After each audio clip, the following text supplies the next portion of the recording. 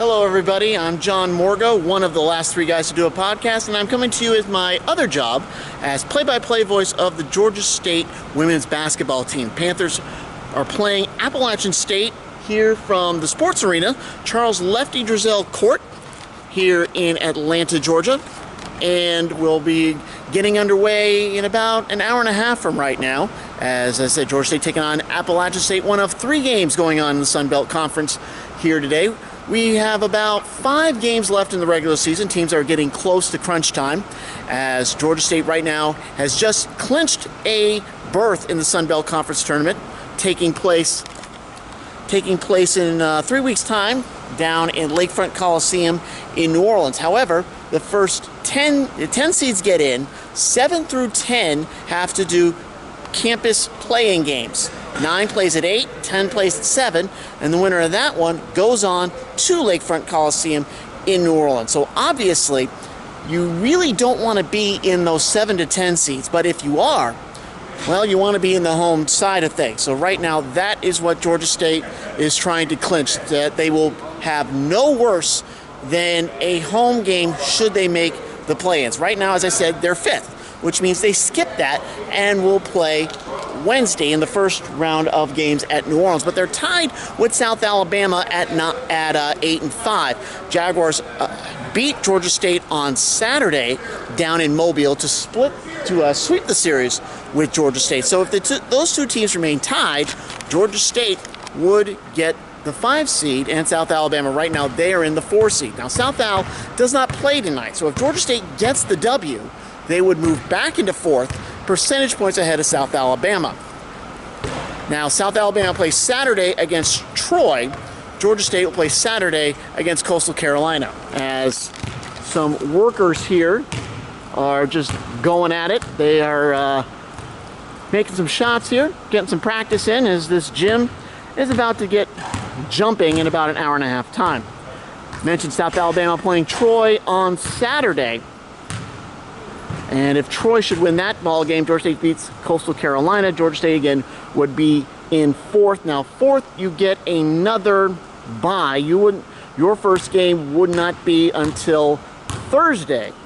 If you're 4th, you only have 3 games to win to make get the tournament crown and go on to the NCAA championship.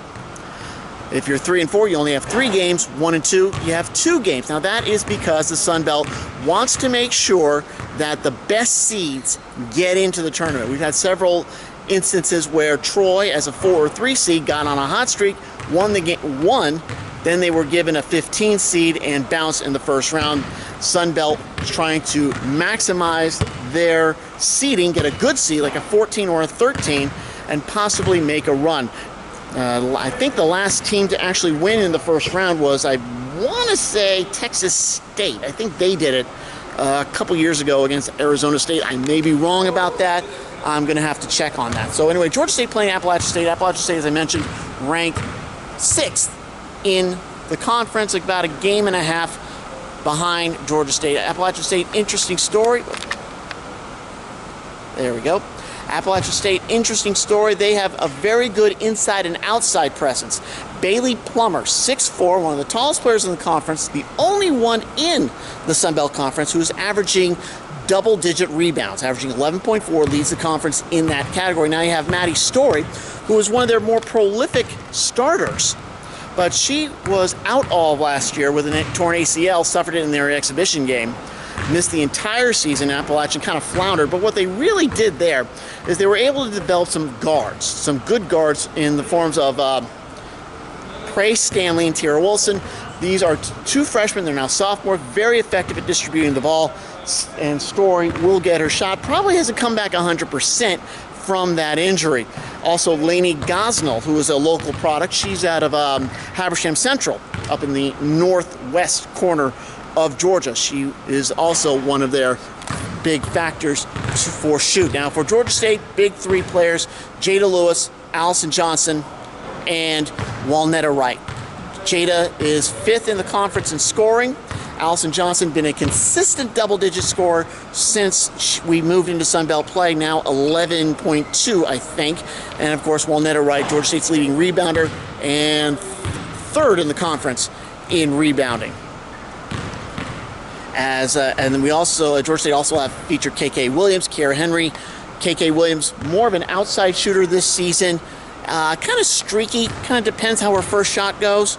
If her first shot goes, she should have a big night. Kiera Henry, always kind of a scrappy player, always willing to go into the lane, try to pick up charge, or pick up a block foul and go to the line. And she will also be the one who will take charges down in the paint. Now we're going to get underway at 5:45 p.m., so about an hour and a half from right now. 3 ways for you to listen to my call.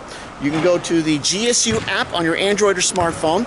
You can go to our GeorgiaStateSports.com, the website, and you can also tune us in on the HD2 channel of Star 94.1 FM here in the Atlanta area. So a lot of ways for you to listen to this key basketball game. Georgia State 14-10. They need one more win to clinch a non-losing record in both the conference and overall. So that is what's on the line tonight. Probably will not clinch at least a home game on the playing games with this one. Maybe be able to clinch 9th, but if Panthers can beat Appalachian and Coastal Carolina on Saturday, that would go a long way to doing it. Again, 4 more games after tonight, home game with Coastal. Then we're going to hit the road to Arkansas, be in Jonesboro on Thursday, Little Rock on Saturday to play Arkansas State, and Little Rock then back here 2 weeks from Saturday to wrap things up against Georgia Southern. Again, the Panthers are 8-5 in conference, 14-10 overall. We will see what they do in these final stretch. So again, I'm John Morgo, one of the last 3 guys to do a podcast and the voice of Georgia State women's basketball on the radio.